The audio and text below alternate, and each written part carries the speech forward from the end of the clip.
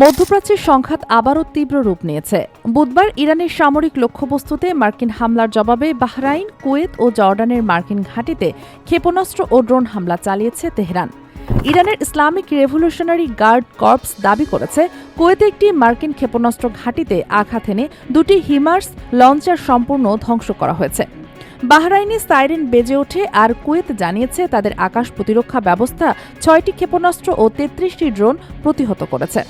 জর্ডানও ৩টি ব্যালিস্টিক ক্ষেপণাস্ত্র ভূপাতিত করার দাবি করেছে। এই সংঘাতের শিকড় গত সপ্তাহে ইরানের রেভলিউশনারি গার্ড হরমুজ প্রণালীতে একাধিক বাণিজ্যিক জাহাজে হামলা চালানোর পর যুক্তরাষ্ট্র পাল্টা হামলা শুরু করে ইরানি সামরিক স্থাপনায়। এরপর থেকেই চলছে হামলা পাল্টা হামলার এক চক্র।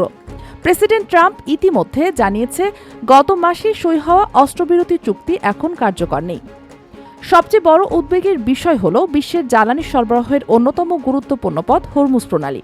বৈশ্বিক তেল সরবরাহের প্রায় ২০% এই সরু জলপথ দিয়ে চলাচল করে।